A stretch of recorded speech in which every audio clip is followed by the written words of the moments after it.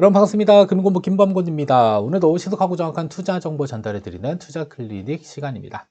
자, 이번 시간 주제는 2024년 ISA 계좌에 담아서 한번 운용을 고려해 볼 만한 2023년 기준으로 연간 분배율을 무려 5% 이상 지급한 고배당 ETF와 월배당 ETF를 몽땅 다 한번 찾아봤더니 23개의 종목을 찾아낼 수가 있었습니다. 자, 그러면 어떤 순서대로 분석할 거냐? 첫 번째로 2023년 기준으로 배당 수익률과 배당금 지급 횟수에 대한 부분들 분석 진행할 거고요. 자, 두 번째로는 배당금은 몇 월 달에 지급됐는지 지급월에 대한 부분들. 일반적으로 월배당 ETF는 아주 깔끔하게 매월 지급하기 때문에 사실 몇 월 달에 지급되는지를 확인해 볼 필요는 없지만 이런 고배당 ETF나 흔한 일반 ETF의 경우는 배당금 지급월의 차이가 조금 있습니다. 그래서 어떤 배당은 뭐 1년에 한 번 지급되는 경우도 있고요. 아니면 분기 배당하는 경우들도 있기 때문에 각각 종목의 배당금 지급월도 같이 분석을 했습니다. 자, 세 번째로는 직전 1년 기준으로 수익률이 얼마나 상승했는지 성장과 관련된 부분들도 살펴봤고요. 자, 기준율은 2024년 1월 21일 기준으로 직전 1년이기 때문에 2023년도 1월 초부터 12월 말까지 수익률과는 다소 차이가 있을 수 있다는 점 참고로 알고 계시면 될 것 같습니다.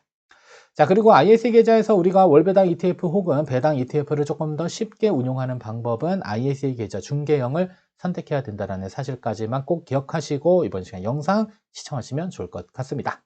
자, 그럼 본론 들어가기 앞서 여러분들 구독, 좋아요 하나씩 눌러주시고 이번 시간 영상 통해서 2024년도 여러분들의 계좌가 조금 더 두둑해지는 그런 한 해가 되길 바라겠습니다. 자, 먼저 첫 번째로는 ISA 계좌에서 배당 ETF 매수하면 좋은 점은 바로 과세 이연 때문에 그렇습니다. 자, 과세 이연이라고 하는 것은 원래 소득세라고 하는 것은 소득이 발생될 때마다 과세를 해야 되는데 자, 이것은 세금을 뒤로 미룬다라고 해서 과세 이연으로 보시면 돼요. 그래서 일반 계좌 안에서 우리가 배당받게 되면 배당소득세 15.4%를 열심히 떼갑니다. 자, 만약에 배당을 10년 동안 받았다라고 한다면 10년 동안에 15.4%의 세금을 떼고 나머지를 우리한테 지급해주는 이러한 형태인데요. 다만 ISA 계좌 안에서는 배당을 10년 이상 받다 하더라도 일단은 인출, 즉 해지하기 이전까지는 배당소득세 15.4%의 세금을 부과하지 않습니다. 따라서 세금만큼도 우리가 지속적으로 재투자를 할 수 있기 때문에 자, 미래의 운용이익을 극대화시킬 수 있는 이러한 장점이 존재하고 있고요. 그리고 향후 이제 해지하게 되면 비과세 한도 초과분에 대해서는 9.9%로 분리과세되고 있기 때문에 아직까지는 금융소득 종합과세나 건강보험료에 포함되는 소득으로 잡히지가 않습니다. 자, 그리고 유일한 단점을 하나 찾아보게 되면 납입 한도가 제한이 되어져 있습니다. 그래서 23년도 기준으로 일단은 연간 2천만 원씩 최대 1억 원까지 가능하고요. 그리고 2024년 2월 기준으로 개정될 것으로 보여집니다. 그러면 개정된 내용은 그때 당시에 개정되면 또 다시 한번 촬영을 진행하도록 하겠습니다. 자, 두 번째로는 어떠한 종목을 선택해야 되는지, 얼마까지 우리가 투자를 해야 되는지 결정 기준들이 많습니다. 그래서 어떠한 특정 종목들을 선택하는 데 있어서 여러분들 나름대로의 기준점들을 갖고 있었을 때 조금 더 원활한 운영이 가능하다고 볼 수가 있을 텐데요. 자, 그럼 첫 번째로 고민할 거는 희망하는 배당 수익률은 도대체 연 몇 %인가요? 라는 부분입니다. 아마도 여기서 많이 막힐 거예요. 도대체 배당을 얼마나 주길래 내가 몇 %를 선택을 해야 되는가 이 부분인데요. 자, 우선 연간 5% 이상의 배당금을 지급하면 고배당으로 봅니다. 그래서 배당을 상당히 많이 준다라고 보시면 되겠는데 다만 이렇게 배당을 많이 주는 종목들은 가치 상승에 조금 제한적인 부분이 있습니다. 자, 가치 상승이라고 하는 것은 내가 10,000원짜리 ETF를 한 종목 샀는데 얘네들이 일반적으로 배당을 많이 안 주는 애들이 정상적으로 운용된다라고 가정하면 이렇게 휙 우상향하는 이런 그림들이 그려질 수 있는데 일반적으로 배당을 많이 주는 아이들은 이렇게 우상향하지 않고 약간의 이렇게 조금 아래로 이렇게 치우치는 경향들이 있습니다. 그래서 주가의 변동은 조금 더 안정적이면서 그냥 안정적인 배당을 내가 지급받고자 한다면 변동성이 적은 종목으로 포트폴리오가 구성된 이러한 배당 ETF들을 활용하는 게 조금 더 나은 방법이 될 수가 있을 것 같고요. 자, 그리고 배당 ETF를 통해서 우리가 얻을 수 있는 이익은 두 가지가 있어요. 일단은 10,000원짜리를 사서 10,000원보다 더 높아지게 됐을 때 매도하는 매매 차익에 대한 부분이 있고요. 자, 두 번째로는 자, 연 5% 이상 꾸준히 배당을 준다라고 한다면 연간 여러분들이 투자한 투자 금액의 5%의 계속적인 이익이 생기게 되는 겁니다. 그래서 내가 투자한 자금 그리고 계속적으로 현금 흐름이 발생되는 이러한 구조 그리고 미래에 나의 자산 가치가 상승했다. 내가 선택한 종목의 가격이 상승해서 가격 상승에 따른 이익인 매매 차익까지 얻을 수 있는 이러한 특징들을 가지고 있습니다. 자, 따라서 희망하는 일단 배당 수익률을 먼저 설정하시고요. 그 범위 안에 들어있는 연 몇 퍼센트 이상의 배당을 주는 그런 종목들을 쭉 한번 리스트업 하셔야 돼요. 그리고 나서 종목 공부는 뭘 해야 되냐면 기초 자산에 대한 부분이고요. 자, 그리고 꾸준히 배당을 주는지도 중요하겠죠. 왜냐하면 우리가 지속적으로 배당을 안정적으로 받기 위해서 배당 ETF들을 선택하는 거기 때문에 꾸준히 배당을 잘 주고 있는지 여부 등도 확인을 해야 될 필요가 있습니다. 자, 그리고 기초자산에 대한 가격 변동은 또 어느 정도이기 때문에 변동이 있을 수 있기 때문에 내가 감내할 수준의 변동폭인지도 한 번쯤은 확인을 해볼 필요가 있습니다. 그래서 첫 번째로 신경 써야 될 것은 연간 배당 수익률은 몇 퍼센트로 가져가고 싶은지에 대한 부분이고요. 자, 두 번째로는 희망하는 연 배당금 도대체 얼마가 적당한지도 여러분들 스스로가 선택하셔야 돼요. 나는 월 100만 원, 연간 1200만 원을 일단 배당 ETF를 통해서 돈을 지급받고 싶다. 혹은 월 200만 원, 혹은 월 300만 원. 여러분들 나름의 기준점이 있으면 되겠죠. 자, 그리고 세 번째로 이제 체크를 해야 될 것은 바로 배당금 지급 시기와 관련된 부분입니다. 나는 매월 생활비처럼 지급받고자 한다라고 한다면 월 배당이 맞을 수 있고요. 아니다, 나는 배당 지급받는 것을 좀 관리를 좀 게을리하고 싶다. 그러면 연배당 ETF를 찾아볼 수도 있겠고요. 나는 그냥 그런 거 신경 쓰지 않을 거야. 이러면 분기배당 혹은 연배당 또는 월배당을 혼합해서 포트폴리오를 만들어내도 괜찮습니다. 자, 그리고 나서 이제 희망하는 연 배당금을 지급받기 위해서 내가 도대체 얼마를 가지고 있어야 하는지, 필요한지에 대한 부분입니다. 그래서 이미 목돈을 가지고 계신 분들이다라고 한다면 그냥 포트폴리오를 구성해서 여러분들이 목표로 하는 배당을 지급받을 수도 있고요. 아니다, 나는 꾸준히 사서 모으는 전략을 취하고 있다. 꾸준히 매수했었을 때 얼마까지 도대체 매수를 해야지 내가 목표로 하는 배당금을 지급받을 수 있는지도 체크를 해볼 필요가 있습니다. 그래서 체크하는 방법은 전혀 어렵지 않습니다. 그냥 여러분들이 희망하는 연간 배당금을요, 여러분들이 희망하는 연 배당률로 나눠서 계산하시게 되면 여러분들이 필요한 필요 자금에 대한 부분들이 아주 손쉽게 계산이 되고요. 그리고 연간 배당률이 높아지면 높아질수록 필요 자금의 규모는 작아지고 있다. 이렇게 알고 계시면 될 것 같습니다. 따라서 이러한 방법을 통해서 여러분들 나름의 기준점을 정하고요. 그리고 나서 투자하고자 하는 종목들을 선정을 하셔야지 조금 더 장기적으로 목적에 맞는 운용이 가능하다고 볼 수 있을 것 같습니다.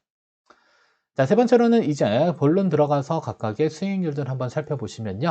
자, 일단은 연 배당률이 9% 이상, 10% 미만인 종목, 10%가 넘어갔습니다. 여기는 10% 이상인 두 종목, 쉽게 생각하면 그냥 9% 이상 준 배당 ETF는 두 종목이 있었습니다. 먼저 항상 월배당 ETF에서 부동의 1위를 차지하고 있는 타이건 미국 나스닥백 커버드콜 종목.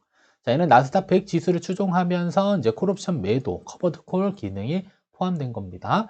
그래서 1년간 분배율은 11.46%로 꽤 좋는데 2023년도에는 수익률도 정말 좋았습니다. 그래서 분배율과 수익률 합산하게 되면 무려 30% 이상의 수익이 발생됐다고 보시면 되겠고요. 자, 배당은 12번 지급해서 월 배당 ETF로 보시면 되겠고요.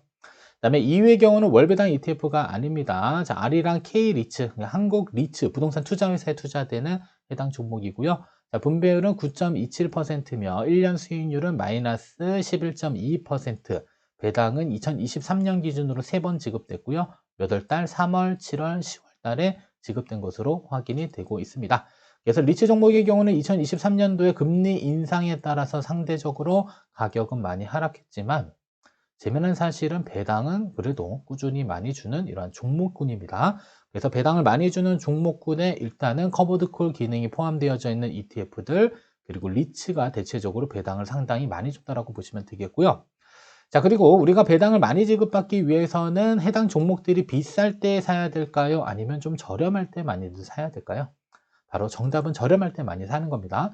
그래서 1주당 배당금 그리고 보유 주식수, 결국에는 보유 주식수가 높아지면 높아질수록 미래에 지급받는 배당금의 크기도 같이 커지기 때문에 우리가 이러한 배당 ETF들을 매수할 때는 여러분들 그래도 살짝 저평가된 아이들 위주로 조금 공략적으로 한번 이렇게 투자 계획을 세우는 것도 나쁘지 않을까라는 생각을 해봅니다. 왜냐하면 1위 종목은 벌써 1년 사이에 29.22%가 올랐기 때문에 같은 돈에 1년 전에 투자했었을 때보다는 지금은 조금 더 낮은 보유 주수를 가지고 매수를 할 수 있게 된다라고 볼 수 있겠고요. 그다음에 해당 리츠의 경우는 마이너스 11%니까 상대적으로 1년 전 기준으로 많이 저렴해진 상태겠죠. 그래서 저렴한 것을 많이 살 것인지 아니면 근데 그래도 수익률이 좋은 아이들을 계속적으로 골라서 살 것인지는 여러분들이 한 번쯤은 생각해 볼 문제입니다. 따라서 보유 주식을 증가하기 위해서 비쌀 때 많이 사는 게 좋을까? 아니면 저렴할 때 많이 사는 게 좋을까? 정답은 사실 저렴할 때 많이 사는 게 좋은 건데요.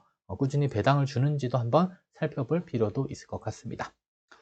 자, 다음은 연 배당률 7% 이상 9% 미만 종목은 세 종목이 있었습니다. 자, 보시게 되면 KB스타 200 고배당 커버드콜 마찬가지로 옵션 기능이 포함되어져 있는 아이들 배당 8.76%로 꽤 많이 줬고요.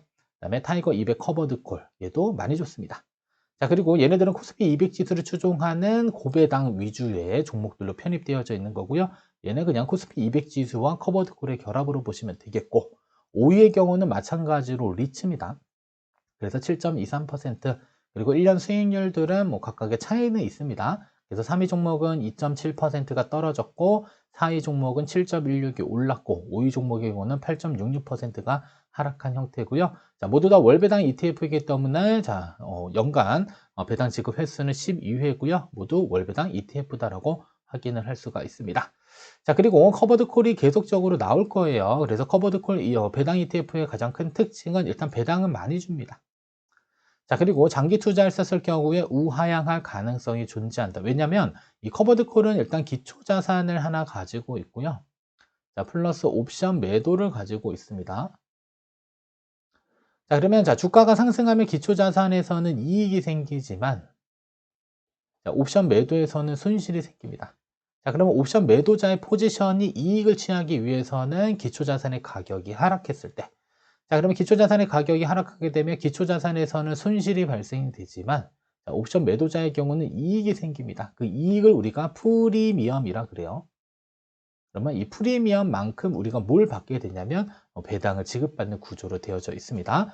따라서 이러한 커버드 콜의 경우는 일단은 이익과 그 다음에 손실이 공존하기 때문에 어느 정도 이익이 발생하게 되면 자, 옵션 매도에 따른 손실분이 상쇄되기 때문에 성장성에 다소 제한이 있다고 알고 계시면 됩니다. 자, 다만 이렇게 고배당을 주기 때문에 배당금을 지속적으로 재투자했었을 때 그 위험성은 상당히 감소한다라고 요새 많이들 분석을 하고 있는 것 같습니다. 저도 이 커버드콜 고배당 ETF들을 가지고 이 재투자했었을 때 어느 정도 위험을 감소시킬 수 있는지를 한 번쯤은 시뮬레이션을 좀 돌려보려고 합니다. 근데 아직 상장된 지가 그렇게 오래되지 않았기 때문에 아직까지 좀 기간이 짧은 그런 단점들이 있습니다. 그래서 대체적으로 고배당 이러면 커버드콜 혹은 리츠들을 계속적으로 살펴볼 수 있을 겁니다. 자, 다음은 6위부터 9위까지 살펴보시게 되면 자, 6위는 타이거 은행. 자, 은행 중심의 ETF들도 배당을 많이 주고 있습니다. 그래서 금리가 높아지다 보니까 은행의 수익들이 많이 높아지게 되겠죠. 그래서 많은 이익이 발생되니까 그런 이익들을 이제 배당으로 현재 지급해주는 형태고요. 그리고 1년 수익률은 일단은 마이너스 6.44%, 배당은 3번 지급해 줬습니다. 그래서 3월달, 7월달, 10월달에 배당을 받았고요. 자, 그리고 7위 종목은 이제 코세프의 자, 코배당. 자, 얘네들도 6.72%, 1년 수익률은 마이너스 1.55, 그리고 배당은 2번 줬습니다. 4월달, 7월달. 자, 그리고 8위의 경우는 자, 유로스탁스 배당 30. 자, 유로존에 있는 자, 여러 가지 나라들, 12개 나라들 중에 배당을 많이 주는 30개 종목으로 포트폴리오를 구성해서 운용되는 겁니다. 그래서 분배율은 6.65%, 1년 수익률은 6.46%, 배당은 4번 지급해 줬습니다. 1월, 4월, 10월, 10월. 자, 그리고 9위의 경우는 자, 타이거 은행과 비슷하게 자, 타이거 200 금융. 그래서 금융주 중심, 그래서 은행주, 금융주 이런 아이들이 대체적으로 배당을 많이 주고 있습니다.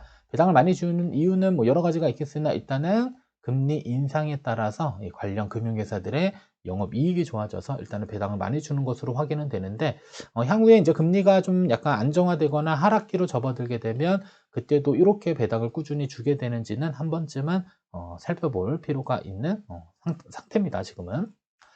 자, 다음은 연배당률 6%에서 7% 미만 10위부터 13위를 보시게 되면 자, 일단은 자, 코덱스 미국 S&P 500 배당 기족인데 뒤에 뭐가 붙어 있어요? 또 커버드 콜이 붙어 있죠. 자, 그러면 얘는 뭐냐면 미국의 S&P 500 지수 안에 25년 이상 연속으로 배당금을 늘리며 지급해온 기업이 편입되어져 있는 종목에다가 뭘 같이 섞어 놓은 걸까요? 옵션 기능을 함께 부과한 상품입니다. 그래서 분배율은 6.30%, 1년 수익률은 마이너스 0.73, 분배율은 1년에 4번 지급하고요. 지급월은 3, 6, 9, 12 이렇게 지급을 하고 있습니다. 자, 다음 11위는 코덱스 고배당, 그냥 우리나라에 배당 많이 주는 주식 종목들로 이렇게 편입되어져 있는 상품이고요. 분배율은 6.26%, 1년 수익률은 마이너스 2.84, 배당은 4번. 그래서 지급월은 1, 4, 7, 10 이렇게 지급이 됐고요. 자, 그리고 12위의 경우는 아리랑 고배당주, 많은 분들이 아마도 매수하고 있는 상품입니다. 배당은 연간 한 6%대를 계속 꾸준히 주는 것 같아요. 쭉 분석하면 5에서 한 6 사이를 계속적으로 주고 있고요. 1년 수익률은 마이너스 0.19%, 배당은 연간 1회만 줍니다. 그래서 언제 주냐면 4월 달에 배당금이 지급이 됩니다.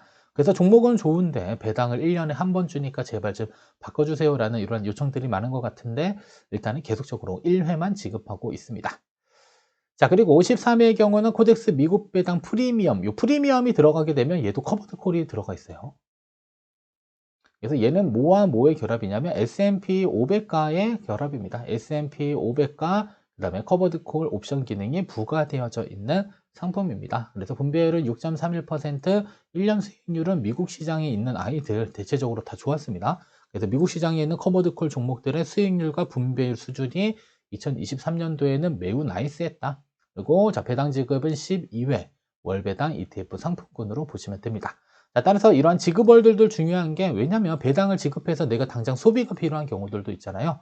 그러면 1년에 한 번 지급받게 되면 목돈은 들어오겠지만 목돈을 분할해서 어떻게 관리할 것인지 혹은 매월 들어오게 되면 매월 들어오는 배당금은 소비할 건지 재투자할 것인지 혹은 분기도 다르죠. 1470도 있고 369, 12.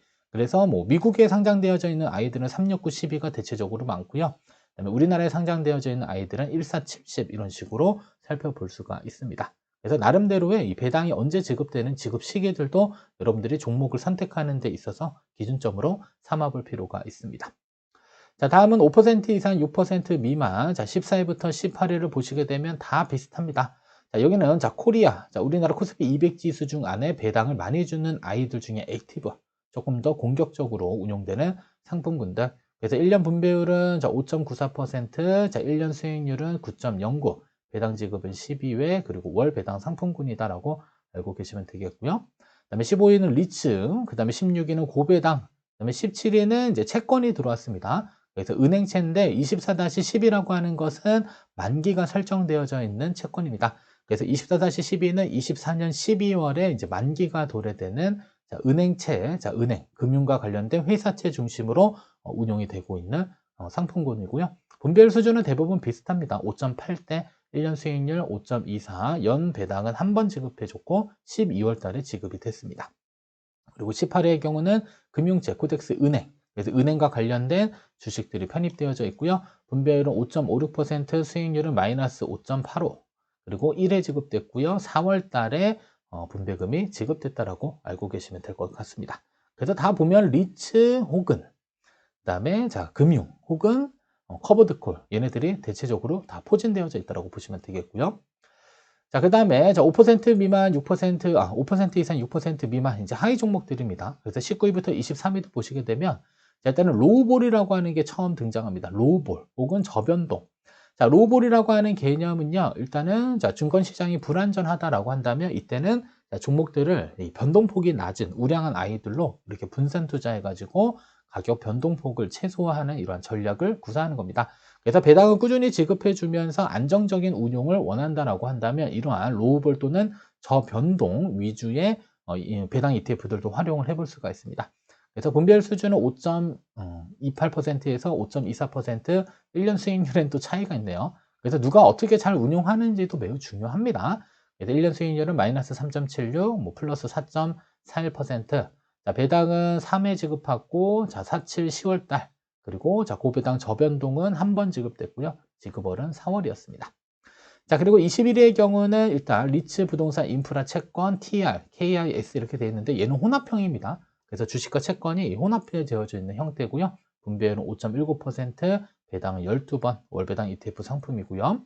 그다음에 일본 리츠의 경우는 22위, 분배율은 5.19%, 1년 상승률은 8.83%였습니다. 배당 12번 지급됐고요. 월 배당 상품입니다. 자, 그리고 23위는 자, 타이거 미국 배당. 자, 미국 배당은 슈드예요.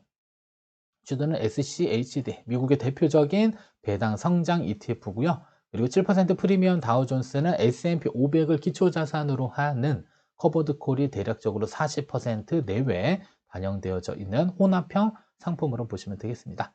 그래서 분배율이 5.14%, 그리고 1년 수익률이 9.52%인데, 자, 월배당 상품인데 아직 배당이 12번이 채 지급되지 않기 때문에 실제로 1년 기준으로 봤을 때는 배당은 조금 더 높아질 수 있다고 보시면 됩니다. 아마도 한 연 8% 정도의 배당을 주지 않을까라고 우리가 살펴볼 수 있는 그러한 상품군으로 보시면 되겠습니다.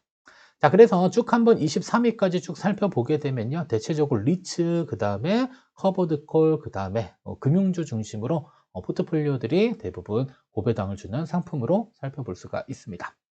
자, 그러면 배당을 많이 지급하는 종목들의 기초자산, 아까도 잠깐 말씀드렸지만 커버드콜, 자, 리츠, 고배당 ETF, 그 다음에 금융주 위주로 우리가 대부분 살펴볼 수 있었고요. 자, 커버드콜은 기초자산인 주식 혹은 채권과 옵션 매도 포지션으로 있기 때문에 주가지수가 상승하면 얘는 손실, 여기가 하락하게 되면 얘는 이익을 취하는, 그래서 이익과 손실이 서로 상계되는 이런 구조를 가지고 있기 때문에 상승에는 다소 제한이 있는 그러한 종목입니다. 그래서 자, 커버드콜을 선택하고자 할 때 많이들 고민하는 건 이거예요. 장기 투자할 때 지속적으로 우하향하려나, 이런 부분들이 사실 고민 사항이고요.